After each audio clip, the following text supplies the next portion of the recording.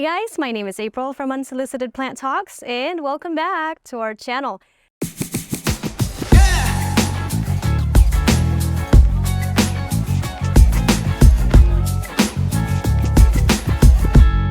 Today, I'm going to do a show and tell of this beautiful plant. This is Hoya Lai.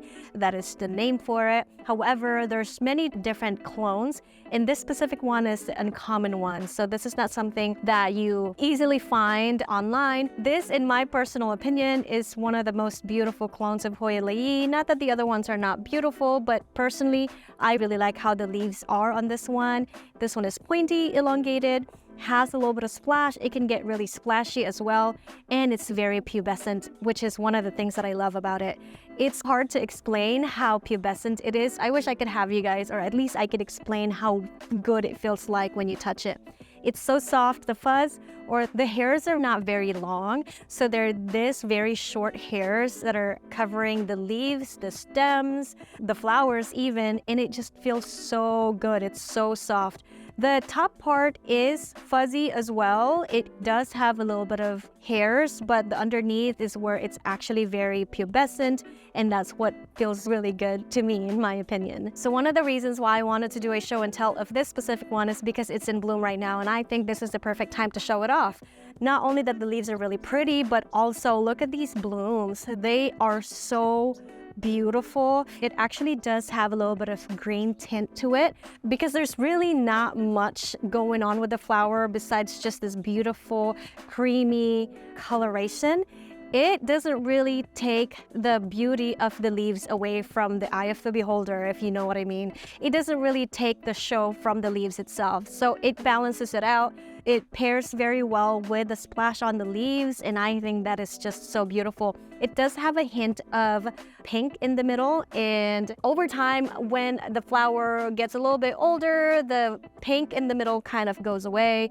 However, it's not for long, because by the time that happens, I think it's just because the color dulls. That's when the flower falls off and the peduncle restarts. Let's talk about where it originated, because talking about where this plant was actually found is going to give you a little bit of understanding of how to grow this plant properly. The reason why it's blooming right now is because it really loves that short, warmer temperature during the day and long, cold temperature during the night. And during this time is when it's perfect for it. Even though these are in the greenhouses, our greenhouses still drop in temperature because we don't provide artificial light. It only gets the same amount of light that, our daylight is actually providing. So it's getting shorter amount of light and colder nights in the greenhouses. It was found 2,000 meters above sea level, and it was growing on limestones on the walls and surrounded by moss. So the moss, it's not necessarily that it was covering it, but it was just a little bit of moss here and there to protect the plant from extreme temperatures and also to keep it moist longer than your typical Hoyas that grow on the rocks. Because it is growing on the rocks on limestone, it is also known as a Limestone Hoya. If you've never heard of that, you might be able to encounter that later on. Then you'll know that this is pertaining to Hoya Lai, and that is because of that. They grow on limestone. If you want to mimic that, you're going to want to give it a well-aerated mix. So if you wanted to add a little bit more pumice or even bark in your medium when growing this Hoya, it's going to love you because it doesn't like to stay wet for too long. So that's another thing. You don't want to keep watering it often. You want to let it dry in between waterings because the leaves are actually pretty thick on this one, so it can hold a little bit more moisture longer than the thin-leaved Hoyas, so you don't really have to worry about it dying right away if you completely forgot to water it for 3 days. That's also one of the good things about it. It's very drought tolerant in my experience. In the greenhouses, we have this in this big basket. However, we don't water it as often, sometimes once a week, sometimes even bi-weekly, and it does just fine. And as you can see, it's very healthy and it's very beautiful. Now, the average temperature where it was found was about between 40 degrees Fahrenheit to 80 degrees Fahrenheit. As you can tell, it can tolerate a little bit colder temperatures. However, we have been growing this in a really warm greenhouse, and it hasn't stopped growing for us. Maybe it is a little bit slower, but it hasn't really completely stopped like some of the cold growing Hoyas that we have. Humidity wise, where it was found, the humidity ranges between 50 and 80. So it can live in a low humidity environment. However, we are growing this plant in a 40 to 50% humidity in the greenhouse. And like I said, it grows just fine. Now, if you provide higher humidity, it's probably gonna grow a lot faster for you, just because it will be able to hold a lot more moisture that way, especially with all of the hairs that it has. It will trap a little bit more moisture, and it's probably going to thrive even more for you. But if you can't provide high humidity, then you wouldn't really have to worry about it, because this plant will be able to handle low humidity or household humidity level. As far as light goes, this was actually found under big canopies of trees. So what you would want to provide it is filtered sunlight. You don't want to give it direct light because it's going to burn the leaves. And also, if you do, it's going to change the color of the leaves. It's going to be lime green, and it's just not very pleasing to the eyes. So if you can provide it some shaded, bright environment, and you will not have any problem with it. This specific one that I'm showing you guys is growing in pure cocoa husk.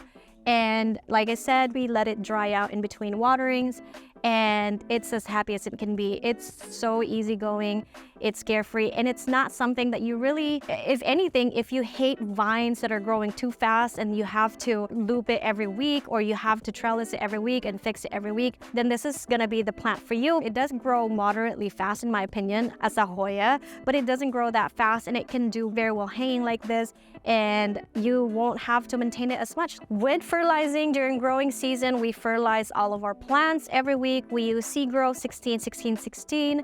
We do foliar fertilizing, and it receives just that. During winter, I recommend not fertilizing your Hoyas, especially if they slow down in growing, because then you might burn your plant. Because it's not using a lot of energy to keep growing, you don't need to feed your plant. I would suggest stop fertilizing it during that time and resume it come spring when the plant is ready to grow again. If you're growing yours indoor or in a cabinet that maintains its temperature and humidity, then you can probably continue fertilizing, because they are growing in a greenhouse and our temperature doesn't really fluctuate as much. Then we continue fertilizing them so that they're ready and healthy come spring for everybody to enjoy, like us. I'm pretty sure you understand that every single plant can get pests.